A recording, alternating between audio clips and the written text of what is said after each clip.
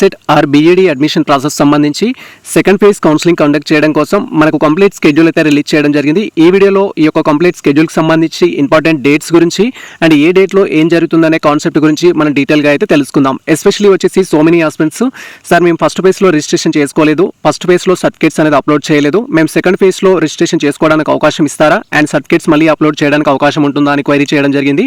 And అదేవిధంగా already registration చేసుకున్న candidates EWS కానీ ఇన్కమ్ కానీ ఎన్సీసీకి సంబంధించి కానీ రీఅప్లోడ్ రీవెరిఫికేషన్కి వెళ్ళడానికి ఛాన్స్ ఉంటుందా అని క్వైరీ కూడా చేయడం జరిగింది.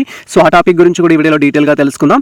అండ్ అదేవిధంగా సెకండ్ ఫేజ్లో వెబ్ ఆప్షన్స్ ఎవరెవరు పెట్టుకోవడానికి ఛాన్స్ ఉంటుంది, ఆల్రెడీ సీట్ వచ్చి కాలేజ్లో జాయిన్ అయిన వారు వెబ్ ఆప్షన్స్ పెట్టుకోవచ్చా, సీట్ రాని వారు వెబ్ ఆప్షన్స్ పెట్టుకోవచ్చా, సీట్ వచ్చి కాలేజ్లో జాయిన్ కాని వారు వెబ్ ఆప్షన్స్ పెట్టుకోవచ్చా అనే టాపిక్ గురించి కూడా ఈ వీడియోలో మనం డీటెయిల్గా తెలుసుకుందాం. అండ్ దాంతోపాటు మనం వెబ్ ఆప్షన్స్ ఏ డేట్లో పెట్టుకోవాలి, సీట్ ఎలిమెంట్ రిజల్ట్ ఎప్పుడు వస్తుంది, కాలేజ్లో రిపోర్టింగ్ ఎప్పుడు చేయాలి అనే టాపిక్ గురించి కూడా ఈ వీడియోలో మనం డీటెయిల్గా అయితే తెలుసుకుందాం. Welcome to the masters education. నేను మీ సత్య. ప్రజెంట్ వచ్చేసి ఏపీ ఎడ్సెట్ 2025 అడ్మిషన్ ప్రాసెస్ సంబంధించిన అఫీషియల్ వెబ్సైట్లో అయితే ఉన్నాం.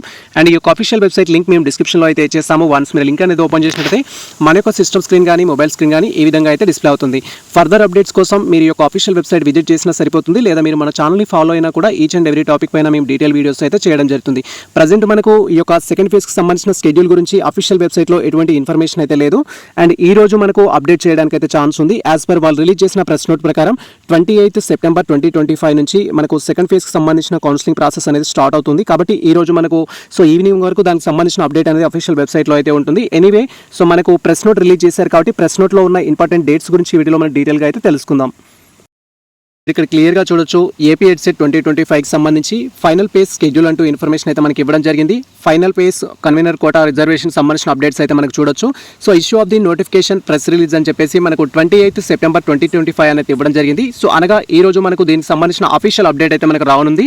సో వన్స్ అఫీషియల్ అప్డేట్ వచ్చిన తర్వాత మనకు డీటెయిల్స్ అయితే అఫీషియల్ వెబ్సైట్లో పెడతారు. వన్స్ అఫీషియల్ వెబ్సైట్లో పెట్టిన తర్వాత మీరు డేట్స్లో ఏమైనా రివైజ్డ్ ఇన్ఫర్మేషన్ ఉంటే క్రాస్ చెక్ అయితే చేసుకోవాల్సి ఉంటుంది. ఇంకా మనకు అఫీషియల్ వెబ్సైట్లో అయితే ఈ డేటా అయితే అప్డేట్ చేయలేదు. మాక్సిమం ఈ రోజు ఈవినింగ్ వరకు మనకు ఈ యొక్క స్కెడ్యూల్ సంబంధించిన అప్డేట్ అయితే ఉంటుంది. అండ్ తర్వాత సో మెనీ ఆస్పిరెంట్స్ క్వైరీ చేయడం జరిగింది, సార్ ఆన్లైన్ రిజిస్ట్రేషన్ ఎవరు చేసుకోవాల్సి ఉంటుంది అండ్ దానికి సంబంధించిన పేమెంట్ ఎవరు చేయాలి, కౌన్సిలింగ్ కోసం డాక్యుమెంట్స్ అప్లోడ్ చేయడానికి డేట్స్ ఏంటి అని క్వైరీస్ చేస్తున్నారు. సో ఇక్కడ మనకు సీరియల్ నెంబర్ 3లో వచ్చేసి registration and processing fee payment for the web counselling అనేది ఇవ్వడం జరిగింది. సో మనకు ఆన్లైన్లో రిజిస్టర్ చేసుకొని అండ్ మనకు సంబంధించిన కౌన్సిలింగ్ కోసం పేమెంట్ చేయడానికి అయితే 29 సెప్టెంబర్ 25 నుంచి సో 3 అక్టోబర్ 25 వరకు అయితే అవకాశం ఇవ్వడం జరిగింది. 29 అండ్ 30 దెన్ తర్వాత 1, 2, 3 ఇలా టోటల్గా మనకు 5 డేస్ అయితే ఈ యొక్క కౌన్సిలింగ్ కోసం ఆన్లైన్లో క్యాండిడేట్ అనే వారు రిజిస్ట్రేషన్ చేసుకోవడానికి అండ్ సేమ్ టైం మీ యొక్క కౌన్సిలింగ్ కోసం పేమెంట్ చేయడానికి అవకాశం అయితే ఇచ్చారు. సో ఈ యొక్క రిజిస్ట్రేషన్ కానీ కౌన్సిలింగ్ కోసం పేమెంట్ చేయడం కానీ ఎవరికి మ్యాండేటరీ అంటే ఫస్ట్ ఫేజ్లో డ్యూ టు సమ్ రీజన్స్ వల్ల రిజిస్ట్రేషన్ చేసుకోని క్యాండిడేట్స్ అండ్ రిజిస్ట్రేషన్ చేసుకున్నా కూడా పేమెంట్ చేయని క్యాండిడేట్స్ ఎవరైతే ఉంటారో సో వారు ఈ యొక్క ఫేజ్లో పార్టిసిపేట్ చేయడానికి అయితే ఛాన్స్ ఉంటుంది. అంటే మీరు ఫస్ట్ ఫేజ్లో రిజిస్ట్రేషన్ చేసుకోకపోతే ఇప్పుడు రిజిస్ట్రేషన్ చేసుకోవడానికి అవకాశం అయితే ఉంటుంది.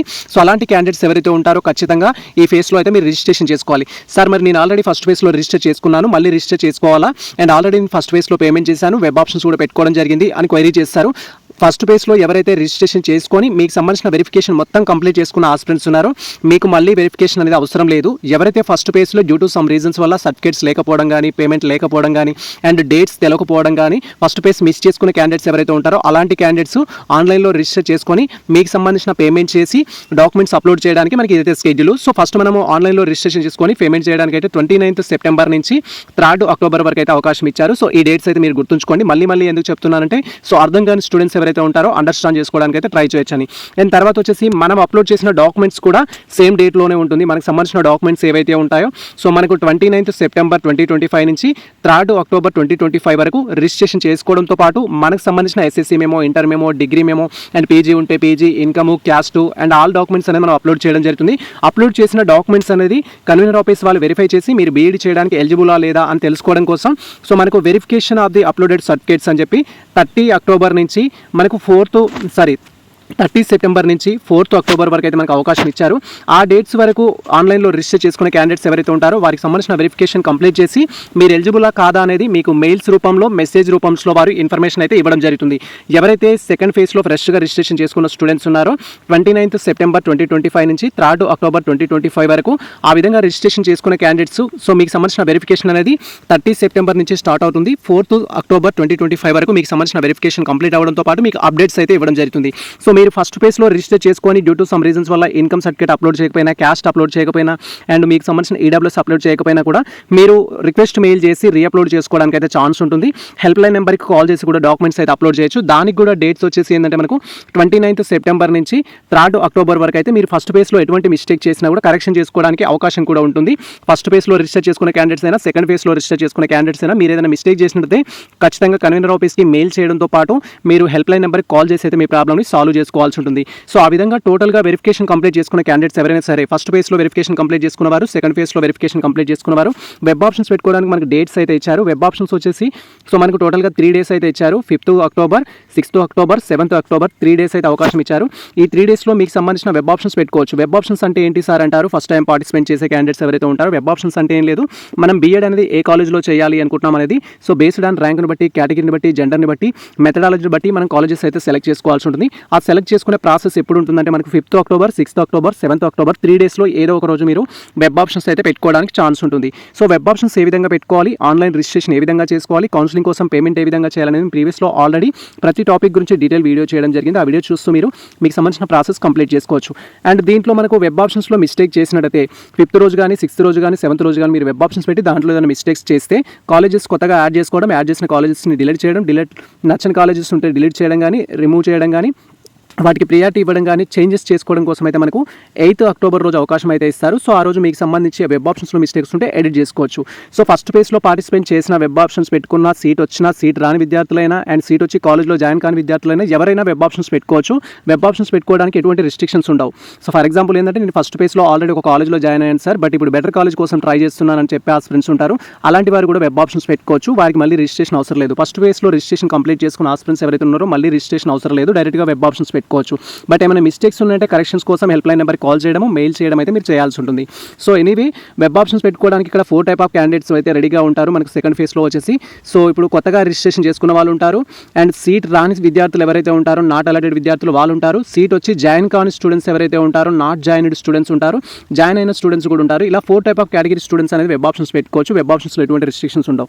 అండ్ ఎవరైనా సరే యాజ్ పర్ షెడ్యూల్ ప్రకారం 5th అక్టోబర్ నుంచి 8th అక్టోబర్ వరకు వెబ్ ఆప్షన్స్ పెట్టుకున్న ఆస్పిరెంట్స్కి మనకు సంబంధించిన సీట్ అలాట్మెంట్ రిజల్ట్ అనేది 10th అక్టోబర్ రోజు అయితే తెలుస్తుంది. మీకు ఏ కాలేజ్లో సీట్ వచ్చిందనే ఇన్ఫర్మేషన్ మనకు 10th అక్టోబర్ రోజు అయితే తెలుస్తుంది. అండ్ ఆ తర్వాత మనకు 13th అక్టోబర్ వరకు సో సెల్ఫ్ రిపోర్టింగ్ చేసి కాలేజ్లో రిపోర్టింగ్ అయితే చేయాల్సి ఉంటుంది. మీకు సంబంధించిన రిపోర్ట్ అనేది ఆన్లైన్లో కన్ఫర్మ్ చేసుకొని మీకు అలాట్ చేయబడిన కాలేజ్లో వచ్చేసి రిపోర్ట్ చేయాలి. అండ్ క్లాస్ వర్క్ అనేది మనకు 13th అక్టోబర్ నుంచి స్టార్ట్ అవుతుందని ప్రజెంట్ షెడ్యూల్లో మనకి ఇవ్వడం జరిగింది.